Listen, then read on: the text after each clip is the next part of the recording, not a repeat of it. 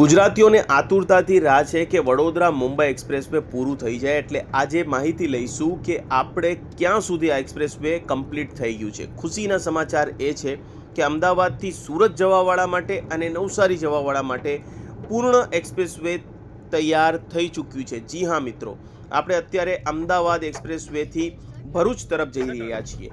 પહેલાં તમને અમદાવાદ વડોદરા એક્સપ્રેસવે, જે ભારતનું પહેલું એક્સપ્રેસવે છે, એના વિશે જણાવી દઉં. એનો ટોલ ટેક્સ મિત્રો 150 રૂપિયા તમે ગણી શકો છો, કંઈક 140 કે 155 રૂપિયા છે, પણ આપણે 150 રૂપિયા ગણીને ચાલીએ છીએ.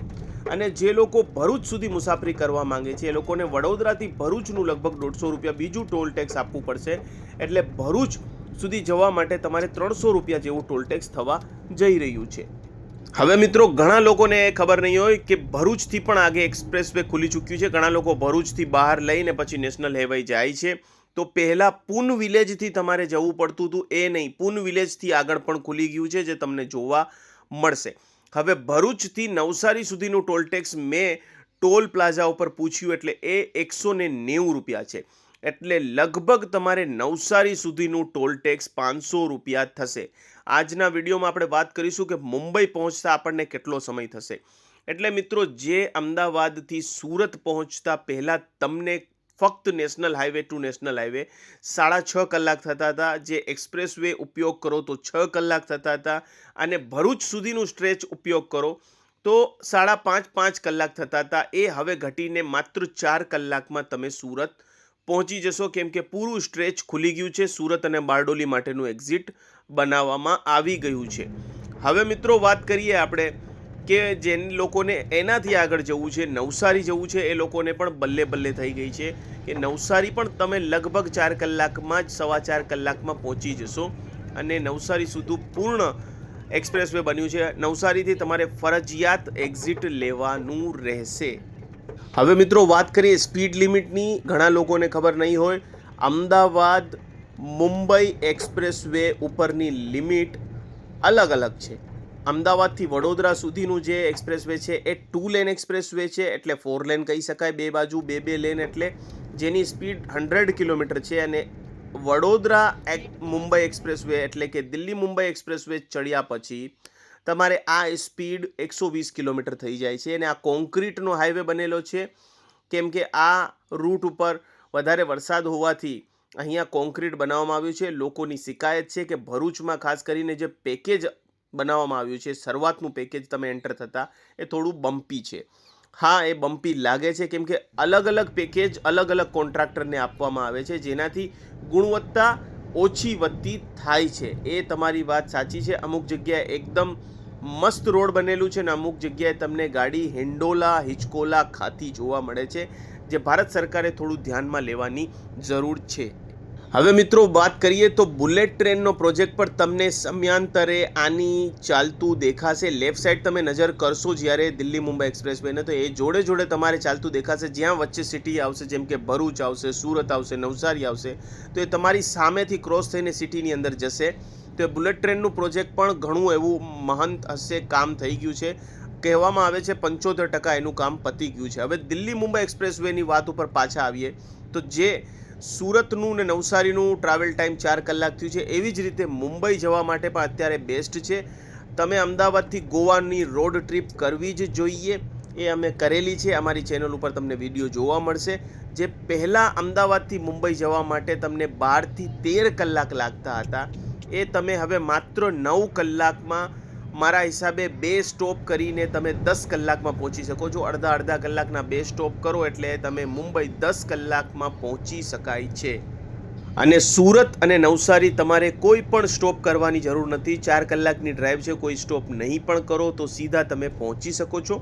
ખાસ વાતનું ધ્યાન રહે મિત્રો. હવે આપણે વાત કરીએ કે અહીંયા શું ફેસિલિટીઝ છે. મિત્રો, અમદાવાદ વડોદરા એક્સપ્રેસવે ઉપર તો તમને ખબર છે જગદીશનું આપણે ખાવા પીવાનું લાગેલું છે. એવું જ ભરૂચ સુધી પણ જગદીશના ઘણા આઉટલેટ આવશે, અને પેટ્રોલ પંપ પણ ભરૂચ સુધી છે. પણ ભરૂચથી આગળ એક્સપ્રેસવે જે વધારવામાં અત્યારે આવ્યું છે, જેનું ટોલ પણ ચાલુ કરી દેવામાં આવ્યું છે, એના ઉપર કોઈ પણ જાતનું પેટ્રોલ પંપ, સીએનજી પંપ કે ખાવા પીવાની કોઈ પણ સુવિધા નથી. જે અત્યારે તમે નજરે જોઈ રહ્યા છો, એ તમને હું બતાવી રહ્યો છું. તો અત્યારે કોઈ પણ વસ્તુ ત્યાં નથી, એ વસ્તુનું ખાસ ધ્યાન રાખજો. અને સીએનજી પણ ઓછું છે તમને ભરૂચ સુધી પણ લગભગ. એટલે તમે મિત્રો જો અમદાવાદમાં બરોડામાં ભરાવી લો તો બેસ્ટ રહેશે.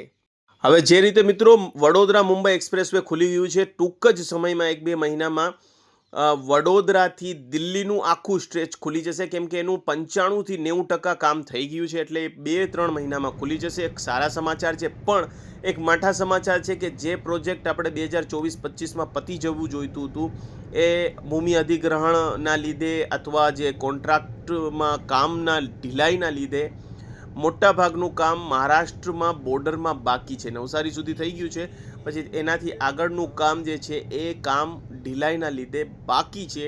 એટલે એ કહેવામાં આવે છે કે 2028માં પતી શકે એવી શક્યતા છે. એટલે આજથી 1.5 વર્ષ કે 2 વર્ષ પછી તમને આખું સ્ટ્રેચ તમને દિલ્હી મુંબઈ એક્સપ્રેસવે જોવા મળે એવું બની શકે છે. 2029ની પહેલાં જ્યારે કોમનવેલ્થ આવશે એની પહેલાં તો થઈ જ જશે, પણ 2027ની અંત સુધીમાં અથવા તો 2028ના પહેલા ક્વાર્ટરમાં બનીને તૈયાર થઈ શકે છે. તો એ તમારું ટ્રાવેલ ટાઈમ હજુ પણ ઘટાડી દેશે મુંબઈ જવા માટે. પછી તમને કેટલો સમય લાગશે અંદાજે મિત્રો હું વાત કરું, જો તમારી ગાડી 90થી 100 કિલોમીટરની રફતારે તમે ચલાવશો એટલે 550 કિલોમીટર કાપતા મને એવું લાગે છે કે તમે 8 કલાકની અંદર અમદાવાદથી મુંબઈ પહોંચી જશો. એટલે અત્યારે આ સમાચાર છે, બધું ટોલની વિગત બતાવી દીધી મેં તમને કે ટોટલ ટોલ નવસારી સુધીનું અત્યારે 500 રૂપિયા જેવું થશે. હવે મુંબઈ જવા માટે કેટલું ટોલ થાય છે એ તમને જણાવી દઉં મિત્રો. મુંબઈ જવા માટેનું ટોલ તમને લગભગ 750 રૂપિયા જેવું અત્યારે થઈ રહ્યું છે, અને નવસારી સુધીનું 500 અને બાકીનું આગળનું 250થી 300 રૂપિયાનું ટોલ ટેક્સ થાય છે. એટલે 750 850 રૂપિયાની આજુબાજુ ટોલ ટેક્સ તમને મુંબઈ પહોંચવામાં થશે. એટલે વાત કરીએ તો 2027-28 મહત્વપૂર્ણ યર રહેશે, કેમ કે બુલેટ ટ્રેન પણ આ વર્ષમાં પહેલું ફેઝ ચાલુ થશે અને તમને દિલ્હી મુંબઈ એક્સપ્રેસવે પણ ચાલુ થશે. બુલેટ ટ્રેનનો પ્રોજેક્ટ પણ મિત્રો આપણે વખત અપડેટ લેતા રહીએ છીએ, એની પણ તમને વિડીયો આઈ બટન ક્લિક કરીને જોવા મળશે.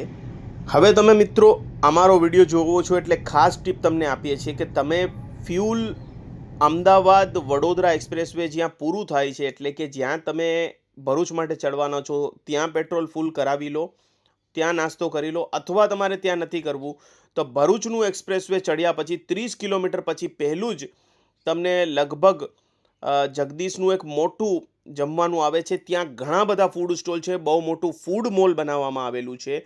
ત્યાં 2 પેટ્રોલ પંપ પણ છે, એટલે બહુ બધી વ્યવસ્થા છે. પ્લસ ત્યાં રેસ્ટરૂમ અને તમે કહી શકો છો રોકાણ માટેની સુવિધાઓ પણ છે. રાતવાસો તમારે કરવો હોય, કદાચ બહુ મોટી લાંબી મુસાફરીમાં આવ્યા હો તો એની પણ સુવિધા છે, એટલે ત્યાં પણ તમે રોકાઈ શકો છો. પણ એનાથી આગળ ના કરતા હવે આ જો નવસારી તરફ આપણે બહાર નીકળી રહ્યા છીએ, એટલે પ્રોપર આખો રસ્તો મેં તમને માત્ર 10 મિનિટની અંદર બતાવ્યું, અને આ સીધું તમે નવસારી નેશનલ હાઈવે તરફ બહાર નીકળશો, રાઈટ મારશો એટલે અમદાવાદ તરફ, અને લેફ્ટ લેશો એટલે તમે નવસારી ચીખલી તરફ આગળ વધશો, અને વાપી થઈને તમે મુંબઈ તરફ નેશનલ હાઈવે તરફ આગળ વધશો. જેવા જ તમે આગળ વધો છો મિત્રો એટલે તમને ફરીથી એ જમજમતું ટ્રાફિક જોવા મળે છે, ટ્રકોની 3 લાઈન જોવા મળે છે, અને તમને ક્યાંય રસ્તો મળતો નથી ને તમારી ગાડીની સ્પીડ પાછી 40, 50 ને 60 ઉપર આવી જાય છે. આશા કરું છું મિત્રો બધું આ વિડીયોમાં બતાવ્યું હશે. તમે ચોક્કસથી ગર્વ છે ગુજરાતી છું ને સબસ્ક્રાઈબ કરશો ને તમારા મિત્રો સુધી આ વિડીયોને જરૂરથી પહોંચાડશો. ધન્યવાદ તમારું વિડીયો જોવા માટે.